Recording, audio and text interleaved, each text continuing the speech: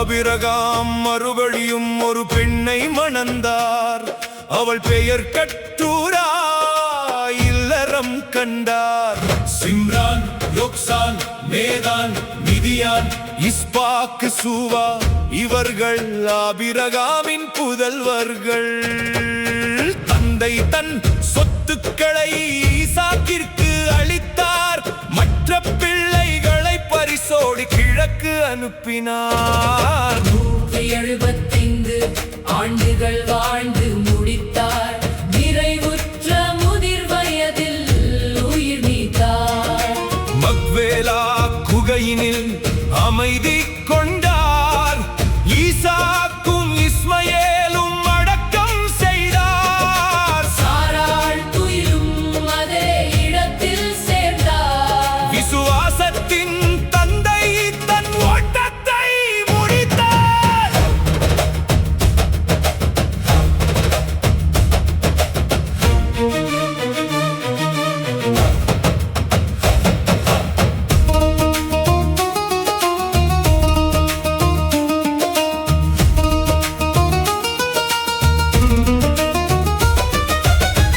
மலடியாயிருந்த ரெபெக்காள் கருவுற்றாள்.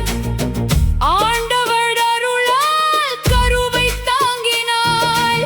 ஆயினும் உள்ளே ஒரு விசித்திர போராட்டம். கருப்பையின் உள்ளே இரு சிசுக்களின் மோதல்கள். ஒன்றையொன்று தள்ளிப் போராடினர்.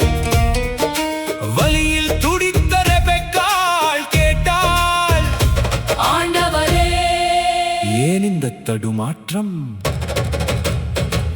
இறைவன் சொன்னார், உன் வயிற்றில் இரு இனங்கள், உன் உடலில் இருந்து பிரியும் இரு மக்கள்.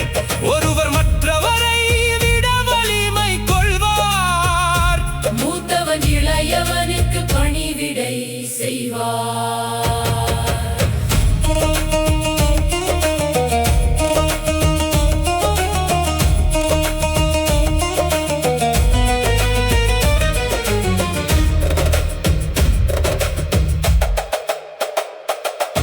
காலம் கனிந்து பிரசவம் வந்தது. முதலில் பிறந்தவன் சிவப்பாய் தெரிந்தான். உடல் எங்கும் ரோமங்கள். ஏசா எனப் பெயரிட்டனர். அவனைத் தொடர்ந்து தம்பி பிறந்தான். அண்ணனின் குதிங்காலை பற்றி திறந்தான். பிடிவாதமாய் குதிங்காலை பிடித்திருந்தான். யாக்கோபு என்று அவனுக்கு பெயரிட்டனர்.